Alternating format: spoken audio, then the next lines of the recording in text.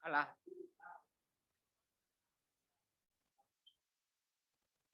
Lavina.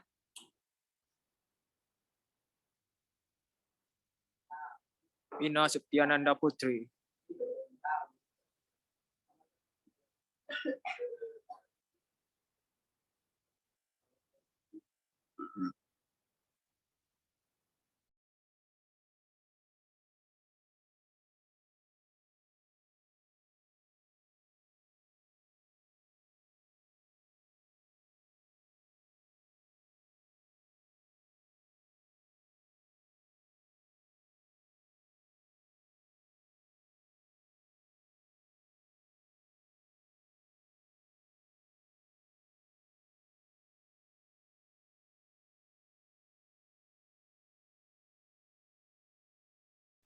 Assalamualaikum warahmatullahi wabarakatuh. Bila kami akan presentasikan di hasil diskusi kami yang beranggotakan Amanda Putri, Davi Saputra, Elinci Agusti, Maulidia Putri, Wina Setiananda. Lanjut guys.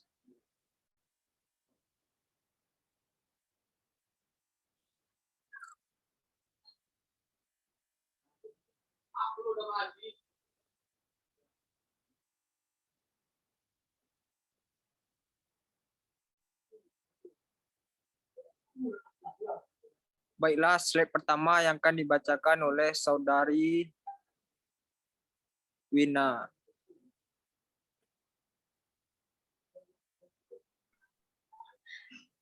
Yang pertama, perbedaan pastry dan bakery.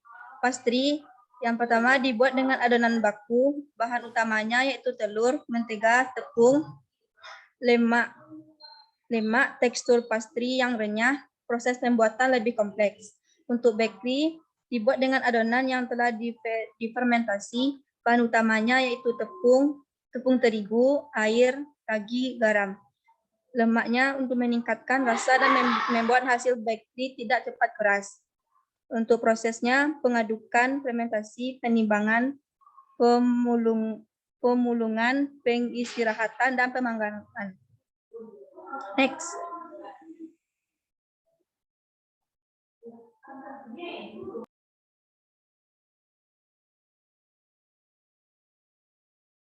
Next, Win.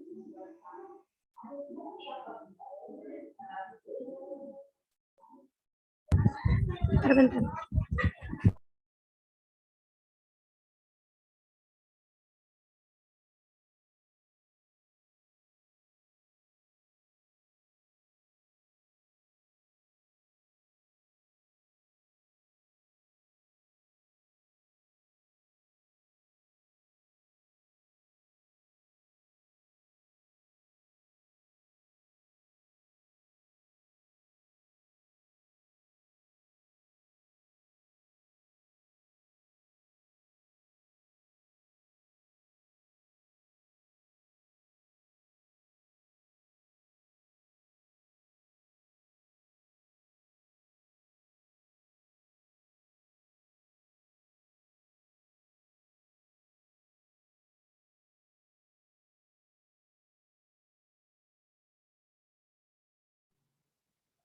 Baik, salah satu produk patisserie yang kami amati yaitu bertempat di Cafe Air Manis Hillside, yaitu jenis produknya lava cake.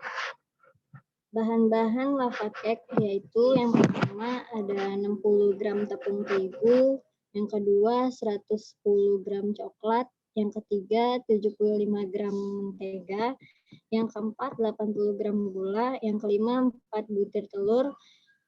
Ini bahannya untuk pembuatan satu lava cake. Next, Win.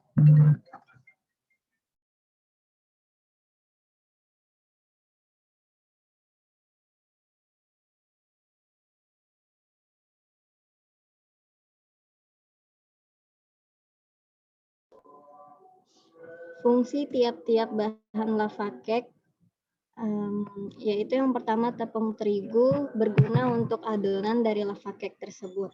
Yang kedua ada telur, yaitu berguna sebagai pengembang adonan. Yang ketiga ada gula sebagai perasa dari adonan yang membuatnya manis.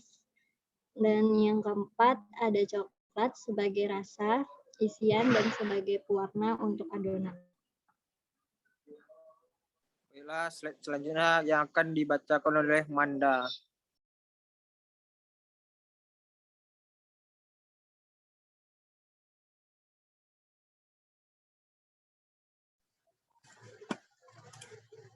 Baik, kriteria kualitas lava cake. Tekstur dari lava cake bisa dikatakan seperti brownies yang meleleh di bagian tengah browniesnya ketika dipotong. Lalu alat-alat yang digunakan untuk membuat lava cake. 1 mixer, 2 mixing bowl, 3 spatula karet, 4 bowl atau mangkuk, 5 oven, 6 plate atau piring, 7 timbangan. Oke.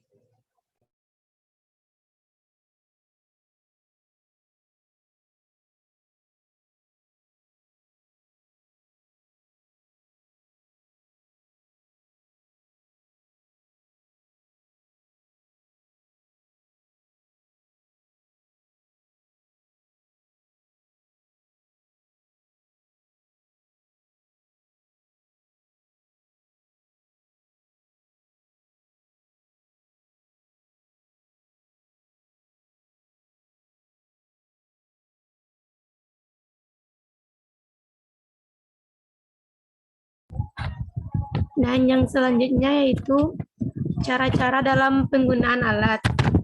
Yang pertama ada storage equipment, yaitu peralatan yang digunakan untuk menyimpan bahan atau barang dalam jumlah yang cukup banyak. Contohnya seperti mixing bowl, norm tray, dan flour container. Yang kedua itu baking equipment, peralatan yang digunakan untuk kebutuhan pembakaran, contohnya seperti sheet pan, turtle mold, dan juga Savarian form. Yang ketiga ada decorating equipment, yaitu peralatan yang digunakan untuk mendekorasi kue, contohnya seperti plain pastry cutter, grooved pastry cutter, serta rolling pin. Dan yang selanjutnya itu measuring equipment, adalah peralatan yang digunakan untuk mengukur dan menimbang suatu bahan. Contohnya seperti ice cream scope dan juga oil thermometer. Dan yang selanjutnya supporting equipment, adalah peralatan yang digunakan untuk mendukung kegiatan produksi baik produk bakery maupun produk pastry. Contoh seperti saucepan dan juga saucepan. Dan yang selanjutnya itu medium and heavy equipment, yaitu peralatan berukuran besar yang digunakan untuk kegiatan produksi baik produk bakery maupun produk pastry. Contoh seperti blender, baking oven, dan juga ice cream machine.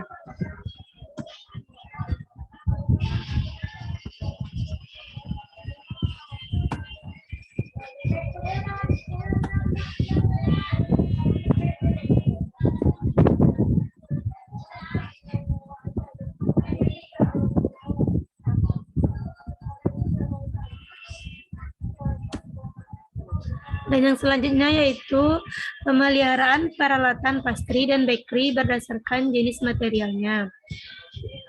Yang pertama itu ada tembaga.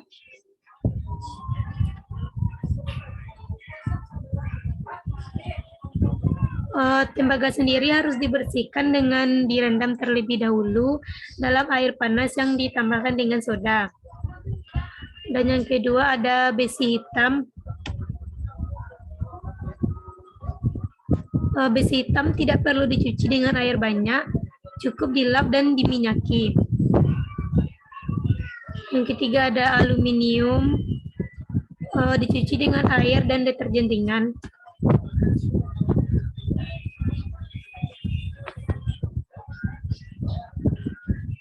Dan selanjutnya ada metal berenamel. Alat ini tidak boleh dibanting karena akan merusak lapisan. Dan pencuciannya pun dengan menggunakan air dan juga deterjen lunak.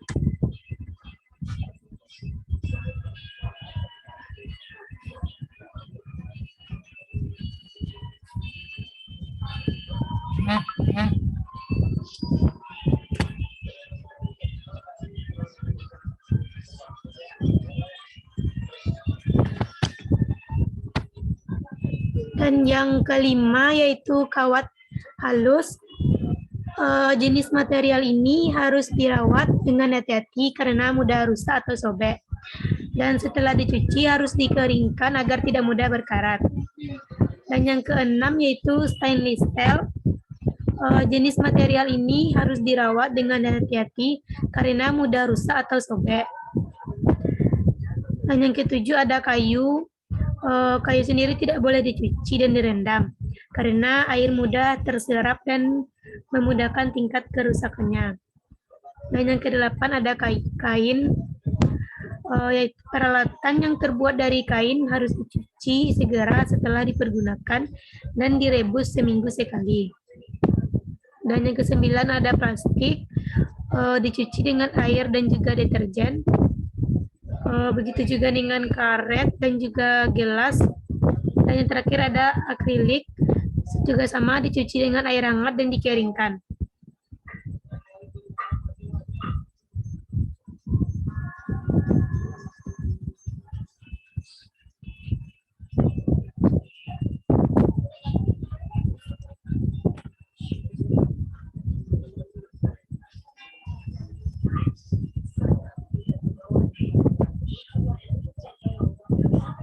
Nah, yang terakhir adalah penyimpanan peralatan pasiteri dan bakery setelah digunakan. Pertama yaitu setelah memakai peralatan, segera bersihkan sesuai dengan material alat masing-masing. Yang kedua yaitu keringkanlah alat terlebih dengan alat yang berbahan kayu agar menghindari penjamburan. Yang ketiga yaitu alat yang menggunakan tenaga listrik seperti oven, cukup usap di bagian luar, tidak perlu dicuci. Yang keempat, hindari dari terpaan sinar matahari. Dan yang kelima yaitu simpan di tempat yang seperti semula.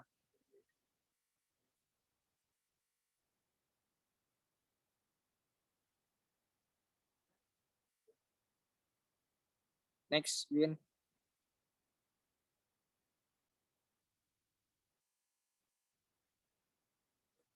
Kesimpulannya yaitu patisserie dan bakery merupakan jenis makanan yang berbeda. Sekian dari kelompok kami. Kami ucapkan terima kasih. Wassalamualaikum warahmatullahi wabarakatuh. Do you have any question?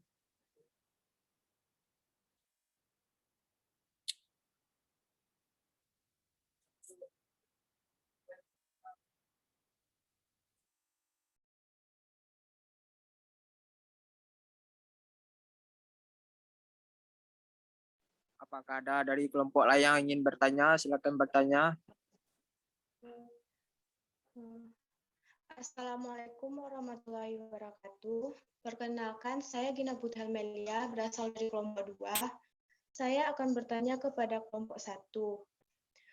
Tadi waktu presentase, kelompok 1 ada mengatakan pemeliharaan peralatan pastry dan bakery berdasarkan jenis material ada tembaga, dan tadi disebutkan tembaga direndam dengan air soda. Yang mau saya tanyakan, apa fungsi dari air soda itu terhadap tembaga? Sekian pertanyaan dari saya. Assalamualaikum warahmatullahi wabarakatuh.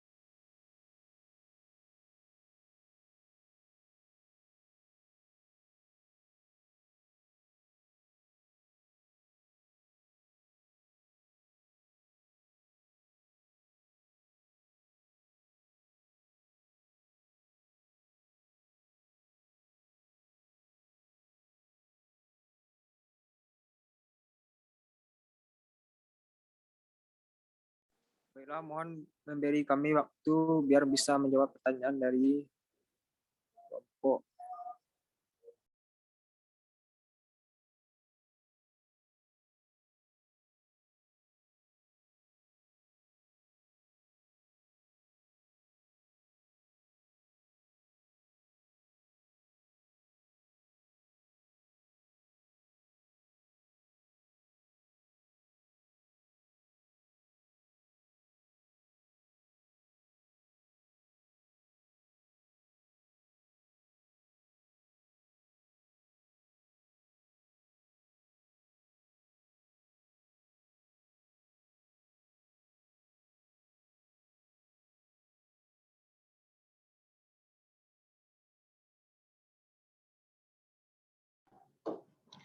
Baik, saya akan menjawab pertanyaan dari Gina Putri Helmelia. Apa fungsi dari air soda untuk bahan tembaga? Bahan tembaga tersebut jika kita memakainya dan terlambat untuk dibersihkannya, pasti akan bahan makanan itu yang bersisa itu pasti akan lengket. Nah, jadi kerak dan noda yang sulit dibersihkan itu bisa dihilangkan dengan air soda tersebut. Nah, menggosok wajan dengan keras itu bisa merusak lapisan anti lengket dari wajan tersebut. Nah, jadi untuk mengatasinya bisa menuangkan air soda pada wajan yang kotor, terus didiamkan beberapa saat sampai kerak terangkat. Kemudian bisa digosok secara perlahan hingga semua kerak dan noda tidak lagi menempel pada wajan. Kemudian bilas dengan air mengalir. Nah, jadi selain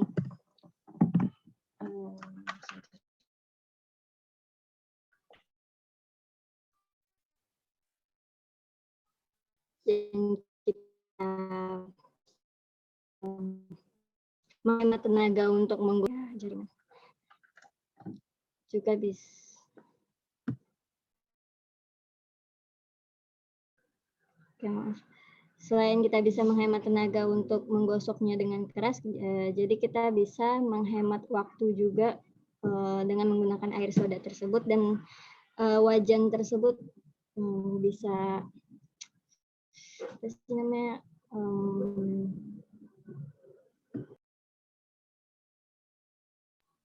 bisa tahan lama. Ya, sekian penjelasan dari saya. Silahkan jika teman-teman lain ada tambahan. Apakah saudari Gina bisa menerima jawaban dari kelompok kami? Ya, bisa. Baik.